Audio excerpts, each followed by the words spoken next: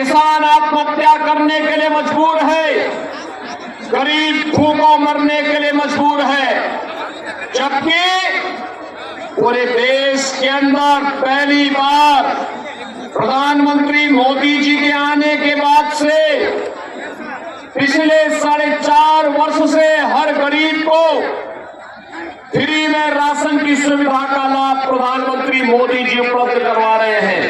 80 करोड़ लोग भारत के अंदर फ्री में राशन प्राप्त कर रहे हैं। प्रधानमंत्री आवास योजना में 4 करोड़ गरीबों को आवास की योजना का लाभ दिया गया है। बहनों और भाइयों, 4 करोड़ गरीबों के घर में एक सिर ढकने के लिए आवास, 10 करोड़ गरीबों को एक शौचालय, 10 करोड़ गरीबों के घर में उज्ज्वला योजना का कनेक्शन, 12 करोड़ किसानों को किसान सम्मान निधि का लाभ और देश के अंदर 50 करोड़ गरीबों को 5 लाख रुपए की प्रतिवर्ष 5 लाख निःशुल्क स्वास्थ्य की सुविधा उपलब्ध कराने की गारंटी मोदी जी ने दी है। बहनों और भाइयों, अब तो मोदी जी ने ये भी घोषणा कर दी है, अब तो मोदी जी ने ये भी घोषणा कर दी है कि 70 वर्ष के ऊपर के हर व्यक्ति को, वह किसी भी जाति का हो, किसी भी मत का हो, किसी भी संप्रदाय का हो, उसे प्रतिवर्ष 5 लाख रुपए का स्वास्थ्य बीमा और वर्ष 5 लाख रुपए की फ्री में उपचार की सुविधा उपलब्ध करवाएंगे। और इसीलिए बहनों और भाइयों, मैं आपके पास आया हूं आपसे कहने के लिए, विकास और विरासत का ये बेहतरीन समन्वय अगर करना है, आपने देखा होगा, आप वाराणसी जाते होंगे, काशी जाते होंगे, आप मां विंध्यवासिनी धाम जाते होंगे, उधर कहाँ जाइए, जाकर के देखिए कितना बेहतरीन बाबा बड़े लोग कर पाते क्या। बहनों और भाइयों, ये लोग तो सुरक्षा के लिए खतरा है, ये गरीबों का लूटते हैं। एक 3 परिवार है, एक रांची में बैठता है, एक पटना में बैठता है और एक दिल्ली में बैठता है। इन तीनों का अपने परिवार के बाहर कोई भी विकास की सोच नहीं है, न नौजवानों के लिए नौकरी की, न रोजगार की, न किसानों के सम्मान की, न बहन बेटी की सुरक्षा की, न व्यापारियों की सुरक्षा की इन्हें चिंता नहीं है। और इसीलिए तो सत्ता इनके लूट खसोट का जरिया बनती है। झारखंड में माफिया पनप रहे हैं, भू माफिया, खनन माफिया, वन माफिया, पशु माफिया, और यहाँ पर इन्होंने झारखंड को एक धर्मशाला बना करके बांग्लादेशी और रोहिंग्या मुसलमानों को यहाँ पर अराजकता फैलाने की पूरी छूट दे रखी है। बहनों और भाइयों, आपके बगल में उत्तर प्रदेश है, जाकर के देखिए, कोई सुरक्षा में सेंध नहीं लगाएगा। अगर लगाया उसने, मालूम है उसने अगर सुरक्षा में सेंध लगाया, अगर किसी बेटी और प्राण की इज्जत पर हाथ डालने का कार्य किया, किसी पर्व और त्योहार में व्यवधान डालने का काम किया, तो सीधे टिकट कटता है यमराज के घर जाने का।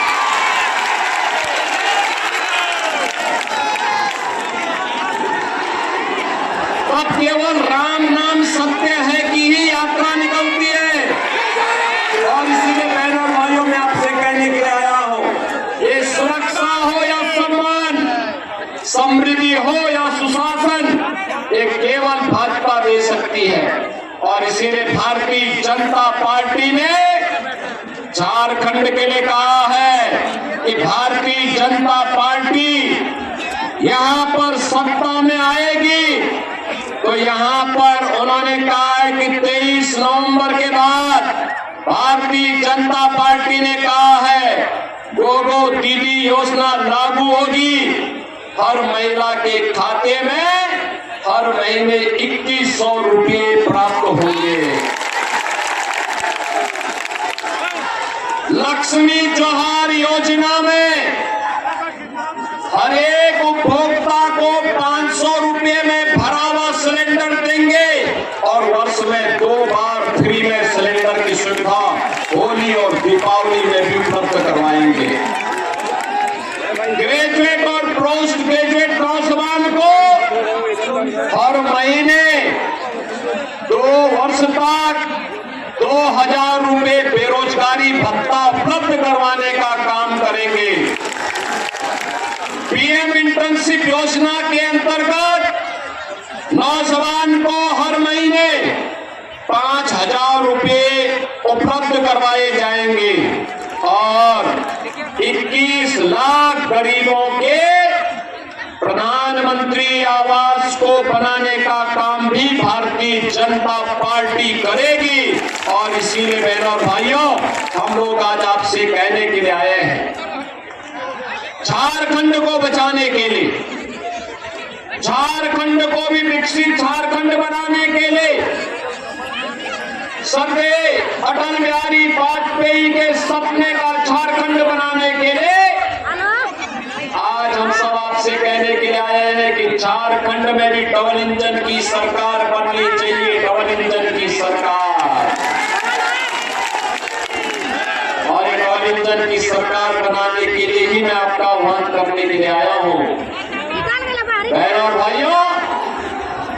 और भाइयों, हमें नहीं भूलना चाहिए, जब भी हम बटे हैं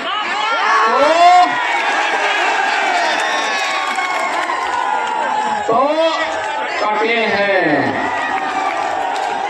अब बंटना नहीं है, एक रहना है। एक रहेंगे, सेफ रहेंगे, एक रहेंगे, एक रहेंगे।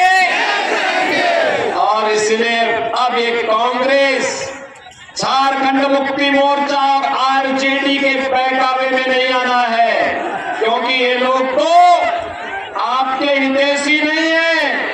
ये लोग बांग्लादेशी घुसपैठियों और रोहिंग्या के हितैषी हैं। पर्व और त्योहारों में पत्थरबाजी करने वाले लोगों के हितैषी हैं।